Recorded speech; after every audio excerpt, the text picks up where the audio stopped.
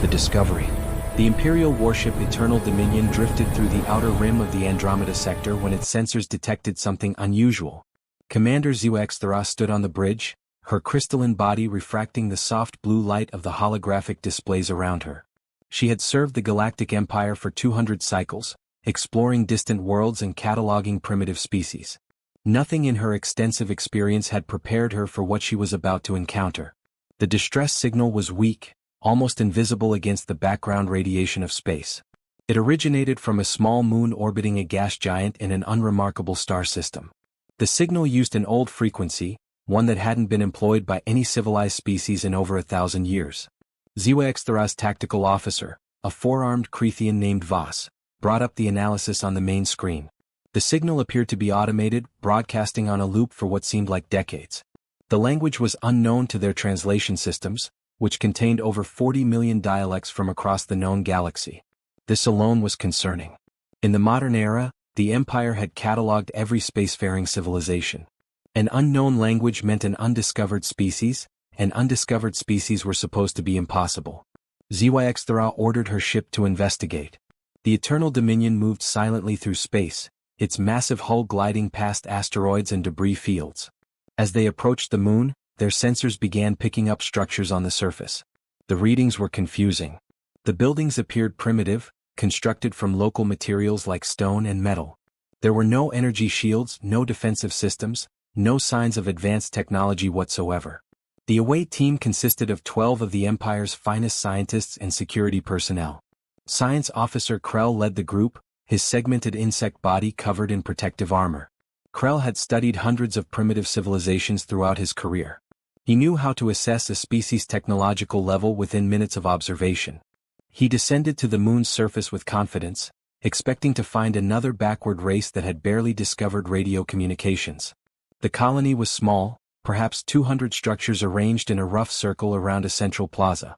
The buildings were made of a combination of local stone and what appeared to be refined metal alloys. Simple, functional, and utterly unremarkable. The streets were empty. No signs of life registered on their scanners. The distress signal continued its endless loop from a tower at the colony's center. Krell's team spread out, documenting everything they found. The architecture was basic but well constructed. The colony had clearly been planned with efficiency in mind. There were what appeared to be residential areas, storage facilities, and workshops. One building contained farming equipment designed for hydroponic agriculture. Another held medical supplies and basic surgical tools. Everything suggested a species that had achieved early space colonization but remained firmly in the primitive category. Then Krell's assistant, a young researcher named Plix, made a discovery that changed everything. In one of the workshops, hidden beneath what appeared to be a simple workbench, Plix found a panel. The panel looked like part of the floor, worn and dusty like everything else in the abandoned colony. But when Plix accidentally touched it with his scanning device, the panel lit up with symbols that made his breathing tubes constrict with shock. The symbols were mathematical formulas, but not like any mathematics the Empire used. These equations described quantum mechanics at a level that shouldn't be possible for a primitive species. Krell rushed to the location, his multiple legs carrying him across the colony in seconds. He stared at the panel, his compound eyes trying to process what he was seeing. The formulas described dimensional manipulation, energy conversion at the subatomic level, and something that looked suspiciously like a design for a weapon that could tear apart spacetime itself. Krell immediately contacted Commander HFY aboard the Eternal Dominion. His voice trembled as he reported the findings. This was no primitive colony. These beings, whoever they were, possessed knowledge that rivaled or exceeded the Empire's greatest scientists. They had simply chosen to hide it beneath a facade of simplicity. HFY ordered a complete lockdown of the area. No one was to touch anything else until they understood what they were dealing with. She dispatched additional teams to search every building, every corner of the colony. What they found made the situation even more disturbing. Every structure contained hidden technology. The stone walls concealed advanced sensors.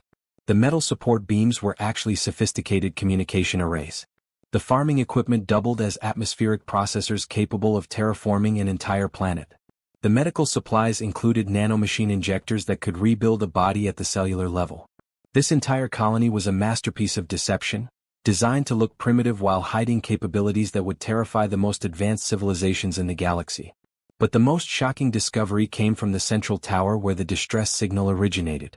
Krell's team carefully opened the sealed door, expecting to find some kind of ancient broadcasting equipment. Instead, they found a room filled with holographic displays, all of them active and running. The displays showed real-time surveillance footage of Imperial space. Thousands of feeds from across the galaxy, monitoring military movements, diplomatic communications, scientific research facilities, everything. These unknown beings had been watching the Empire for years, possibly decades. They knew everything about the Galactic Empire's military strength, political structure, and technological capabilities. They had studied the Empire the same way the Empire studied primitive species. And they had done it all without being detected. Krell stood in the center of that room, his mind struggling to comprehend the implications. If this colony had been abandoned, where were its inhabitants? If they possessed this level of technology, why hide it? What were they planning? The answer came sooner than anyone expected. A voice suddenly spoke through the comm systems of every Imperial soldier on the moon's surface. The voice was calm, measured, and spoke in perfect Galactic standard, the official language of the Empire. Greetings, Commander HFY and Science Officer Krell. Welcome to New Horizon Colony. We apologize for the deception, but it was necessary to understand who we would be dealing with before revealing ourselves.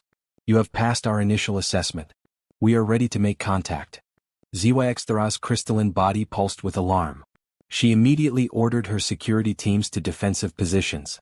Every weapon system on the Eternal Dominion activated simultaneously.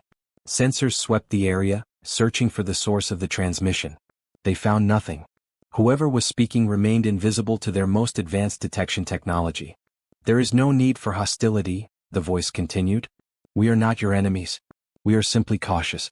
Our species has learned through painful experience that revealing ourselves too quickly often leads to conflict. We prefer to observe first, understand second, and engage third. Krell found his voice, though it came out as barely more than a whisper.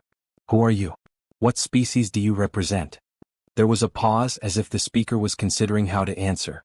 Then the voice replied with words that would echo through Imperial space for generations to come. We are human.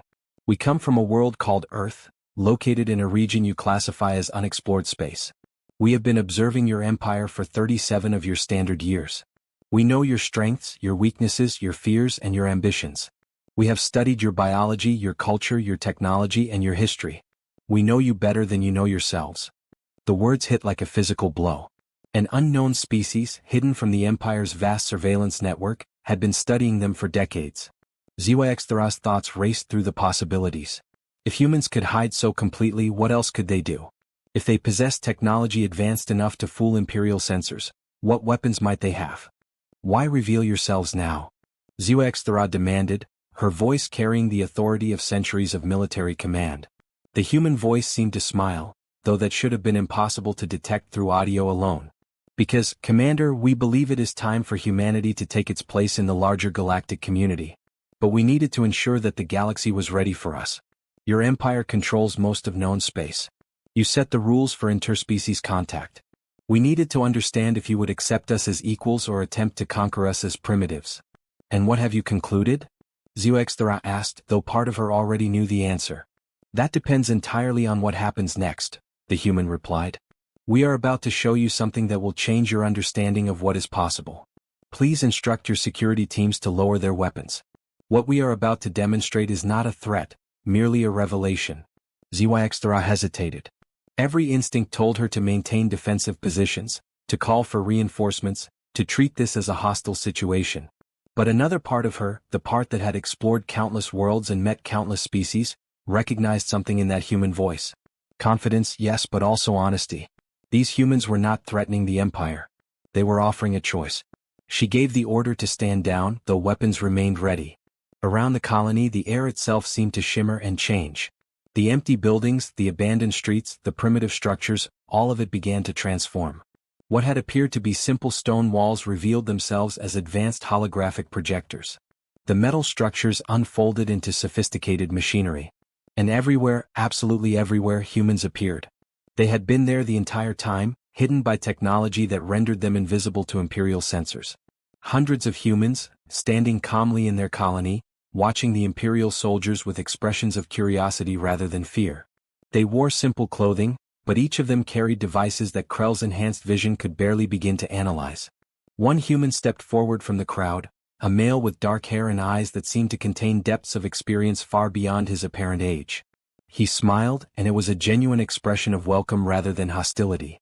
"My name is Dr. Marcus Rivera," he said. "On behalf of humanity, welcome to New Horizon. We have much to discuss." The revelation. The Emergency Council meeting of the Galactic Empire convened within 6 hours of the discovery at New Horizon Colony. High Chancellor Vormix presided over the assembly from his elevated platform in the Grand Chamber of Unity, a massive structure that floated in the void between 3 star systems. The Chancellor's gelatinous body rippled with concern as representatives from 200 species filled the chamber, their holographic forms flickering with anxiety and confusion. Commander HFY stood before the council, her crystalline form reflecting the worried faces of those assembled. Beside her stood Dr. Marcus Rivera, the human who had revealed himself at the colony. He appeared remarkably calm for someone facing the combined scrutiny of the galaxy's most powerful civilizations. His simple clothing contrasted sharply with the elaborate robes and armor worn by the council members, yet he carried himself with quiet dignity. Science Officer Krell presented the findings from New Horizon Colony, his voice steady despite the trembling in his segmented limbs. He displayed holographic images of the hidden technology, the surveillance systems, and the incredible deception that had fooled Imperial sensors for decades. The council chamber erupted in chaos as species shouted in their native languages, their translators struggling to keep pace with the accusations and demands for explanations. High Chancellor Vormix raised one of his appendages, and silence fell across the chamber. His voice, when he spoke, carried the weight of authority accumulated over 5 centuries of leadership. "Dr. Rivera, you stand before the Galactic Empire as a representative of an unknown species that has spied upon us, deceived us, and demonstrated capabilities that challenge our understanding of what is possible. Explain yourself before this council decides your fate and the fate of your people." Marcus Rivera stepped forward, his movements unhurried. He looked around the chamber, meeting the eyes of beings whose ancestors had ruled the stars when Earth was still covered in primitive forests. When he spoke, his voice was clear and confident, translated instantly into every language represented in the chamber. "Honorable Chancellor, distinguished members of the Council, I come before you not as a spy or a threat, but as an explorer seeking to understand my place in a universe far larger and older than my species ever imagined. Humanity did not deceive you out of malice. We deceived you out of survival." Vormix's body undulated with curiosity. "Explain this concept of survival through deception. The Empire has encountered thousands of species. None have employed such elaborate methods to avoid contact." Marcus nodded slowly as if he had expected this question. "That is because none of those species came from a world like Earth. Allow me to share with you the story of humanity, and perhaps you will understand why we are the way we are." The holographic displays throughout the chamber shifted, showing images of Earth. It was a beautiful world, covered in blue oceans and green continents, but the data accompanying the images told a different story. The planet was classified as a Category 9 death world, the highest danger rating in Imperial classification systems. The council members gasped as the statistics appeared before them. Marcus continued his explanation, his voice taking on the tone of a teacher sharing difficult truths. "Earth is a world that has tried to kill humanity since the moment our species developed consciousness. We evolved alongside predators that hunted us. We survived ice ages that buried continents in frozen death. We endured volcanic eruptions that blocked out the sun for years. We lived through asteroid impacts, superstorms, earthquakes, tsunamis, and diseases that killed millions of us at a time." He paused, letting the information sink in. "But more than the natural disasters, we survived each other. Humanity's greatest threat has always been humanity itself. We fought wars, thousands of them, across every continent and ocean. We developed weapons specifically designed to kill other humans more efficiently. We created poisons, bombs, guns, missiles, and eventually devices that could vaporize entire cities in seconds." The chamber remained silent. Several species who had never experienced true warfare looked horrified. Others, the few warrior races in the Empire, leaned forward with sudden interest. "You must understand," Marcus said, his voice softening, "that humanity learned to survive by becoming the most dangerous thing on our planet. We developed technology not for exploration or beauty but for survival. Every advancement we made came from asking ourselves one question: how do we stay alive in a universe that wants us dead?" A voice called out from the assembly. It belonged to General Thaxron of the Corthan species, a race known for their military prowess. If humans are so warlike, why should we not destroy you now before you become a threat to the Empire? Marcus turned to face the general, and something in his expression made even that hardened warrior hesitate. Because, General, humanity learned something during our long history of survival and conflict. We learned that cooperation is more powerful than conquest. We learned that understanding is more valuable than domination. We learned that the strongest civilization is not the one that destroys its enemies, but the one that turns enemies into allies. He gestured to the holographic display and new images appeared. They showed Earth but not the violent past he had described. These images showed cities of gleaming towers, forests restored to pristine beauty, oceans cleaned and teeming with life. They showed humans working together, building, creating, thriving.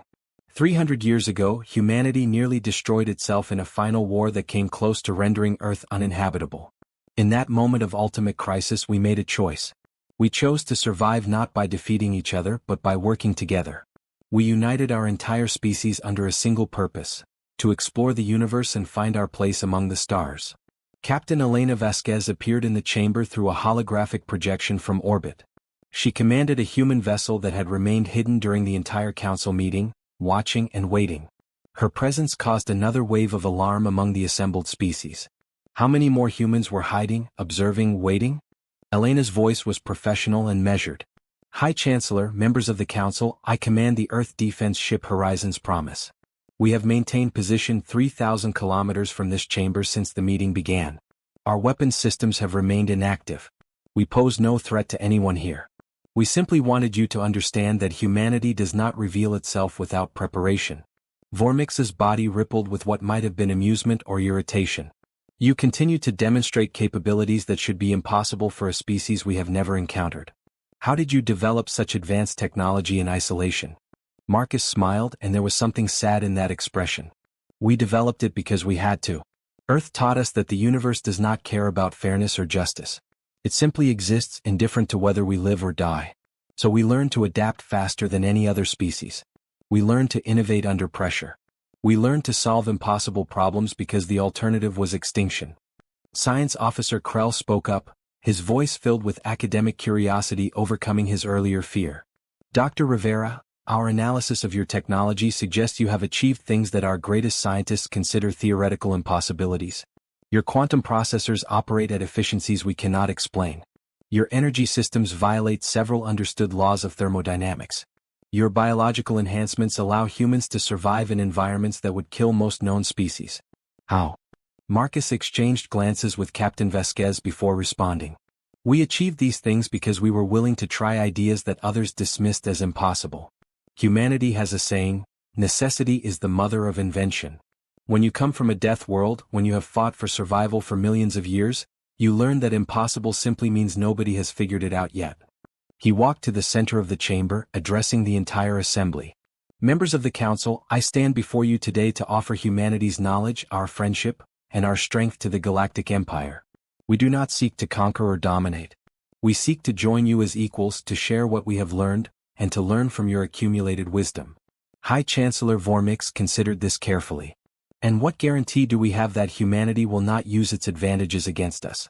What prevents you from deciding that cooperation is less beneficial than conquest? Marcus reached into his pocket, and every security system in the chamber activated instantly. He moved slowly, carefully, and withdrew a small device. It looked like a simple metal sphere, unremarkable in every way. He held it up for all to see. This device contains complete specifications for every piece of technology humanity has developed. Every weapon system, every defensive capability, every scientific breakthrough, everything. I am giving this to you freely with no restrictions or conditions. You will have full access to human knowledge. The chamber erupted in shocked conversation. Species that had fought wars over single technological secrets could not comprehend giving away everything so freely. Vormix raised an appendage for silence once more. This is unprecedented, the Chancellor said.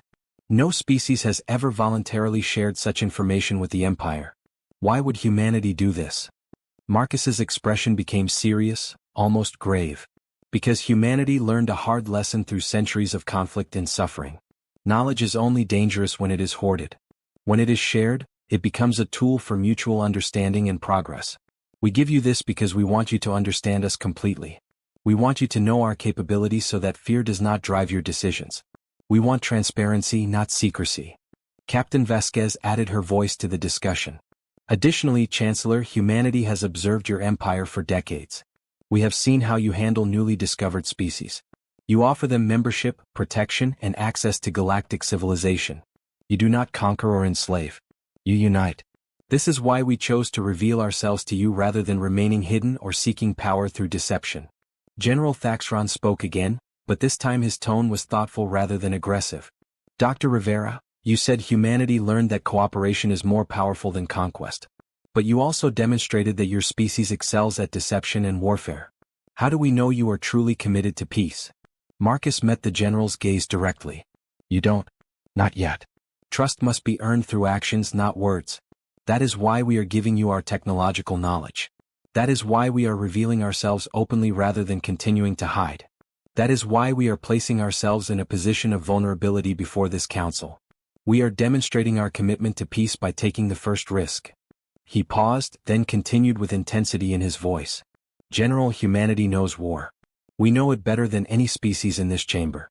We have fought wars that lasted decades. We have seen cities burn and civilizations fall. We have experienced the horror of nuclear fire and the silence of a world that has destroyed itself. We know exactly what war costs, and we have decided that cost is too high. We would rather build bridges than walls, even if building bridges requires us to expose our vulnerabilities. Vormix's body pulsed with an emotion that the translators identified as respect. Dr. Rivera, your words are compelling, but words are easily spoken. What actions will humanity take to prove its intentions? Marcus smiled, and this time it was a smile of genuine hope. We propose a trial period of cooperation. Allow humanity to establish diplomatic relations with the Empire. Let us share our technology, our knowledge, our perspective. Give us access to your scientific community, your cultural exchanges, your educational institutions. In return, we offer the same to you. Send your scientists to Earth. Study our world, our history, our people. Judge us not by what we say but by what we do. He gestured to the holographic display once more, and images of human colonies appeared. Not just New Horizon but dozens of settlements scattered across previously unexplored space. Each colony was thriving, each population living in harmony with their environments. We have built these colonies as experiments in cooperation and sustainability. We have terraformed dead worlds into gardens. We have created societies based on mutual respect and shared purpose. This is what humanity offers the galaxy: the determination to survive, the creativity to innovate, and the wisdom to choose peace. The council chamber fell silent as the members considered everything they had heard. Species that had existed for thousands of years, that had built civilizations spanning hundreds of star systems, were being challenged to accept a newcomer as an equal. The decision would reshape the political landscape of the entire galaxy. High Chancellor Vormix consulted briefly with his advisors before addressing the chamber. The council requires time to deliberate. Dr. Rivera, Captain Vasquez, you will remain as guests of the Empire while we consider your proposal. You have given us much to contemplate. Marcus bowed respectfully. We understand, Chancellor. Humanity has waited this long to join the galactic community. We can wait a little longer to do it properly. As the council adjourned, HFY approached Marcus. Her crystalline body had returned to its normal coloration, the alarm and stress fading from her form. Dr. Rivera, I must admit that when we discovered your colony, I believed we had found either primitives or enemies. Instead, we found something I never expected. Marcus raised an eyebrow. And what was that, Commander? HFY's body shimmered with an emotion her species rarely displayed: admiration. We found equals who chose to be allies. In my 200 years of service, I have never encountered a species quite like humanity. You frighten me, Doctor. Your capabilities, your history, your potential for both creation and destruction. But you also give me hope. If a species that has known such conflict can choose peace, perhaps there is hope for the entire galaxy. Marcus extended his hand in the human gesture of friendship. After a moment's hesitation, HFY touched his hand with one of her crystalline appendages. The gesture was simple, but it represented something profound. The first true contact between humanity and the Galactic Empire, not as observers and observed, but as equals meeting for the first time. In orbit above the council chamber, Captain Vasquez watched the proceedings on her ship's displays. Beside her stood her first officer, a young man named Chin who had been born on one of the colony worlds. "Captain, do you think they'll accept us?" he asked. Elena Vesquez smiled, her eyes reflecting the light of 1,000 stars visible through the ship's viewport. "I think, Lieutenant, that humanity just did something we've always been good at. We surprised everyone, including ourselves. Whether they accept us or not, we've shown the galaxy that humanity is here to stay. And more importantly, we've shown them that we want to be part of something larger than ourselves." She turned from the viewport to face her crew. "Our ancestors looked up at the stars and wondered if we were alone in the universe. Today we answered that question. We are not alone, and we never will be again. Whatever the Council decides, humanity has taken its first real step into a larger universe. That's worth celebrating." Throughout the human colonies scattered across space, the news of the revelation spread quickly. Humans who had lived their entire lives preparing for this moment watched the broadcast from the Council chamber. Some cheered, others wept, all of them felt the weight of history being made. Humanity was no longer hiding. They were stepping into the light, ready to face whatever came next. Back in the Council chamber, High Chancellor Vormix watched the holographic recordings of the meeting. He studied Marcus Rivera's expressions, analyzed every word spoken, and considered the implications of accepting humanity into the Empire. The human had been right about one thing. This decision would change everything. The question was whether that change would be for better or worse. In the end, Vormix knew that the Council had only one real choice. Humanity had demonstrated power, wisdom, and most importantly, the courage to be vulnerable. They had offered everything they had with no guarantee of acceptance. That kind of courage deserved recognition. That kind of trust deserved to be answered with trust. The Chancellor began composing his recommendation to the Council. Humanity would be offered provisional membership in the Galactic Empire, subject to a century-long evaluation period. It was the fastest path to full membership ever offered to a newly discovered species. But then again, humanity had proven they were exceptional in every way that mattered. As the artificial night cycle began in the Council chamber, Marcus Rivera stood at a viewport looking out at the stars. Somewhere out there was Earth, the death world that had forged humanity into what they had become. He thought about all the humans who had died throughout history, fighting and struggling to survive. He thought about the wars, the disasters, the near extinctions that had almost ended humanity before they ever reached the stars. And he smiled because humanity had survived it all. They had survived, adapted, grown, and finally reached out to touch the infinite universe beyond their world. Whatever challenges lay ahead, whatever obstacles the galaxy threw at them, Marcus knew that humanity would face them the same way they had faced everything else. With courage, creativity, and an unbreakable determination to keep moving forward. The galaxy had believed humans were weak, primitive, insignificant. Reality had left them horrified at first, then amazed and finally hopeful. Humanity had arrived among the stars, not as conquerors or victims, but as partners ready to build a better future for all species. The age of human isolation had ended. The age of human cooperation with the wider galaxy had just begun. And the universe would never be quite the same again.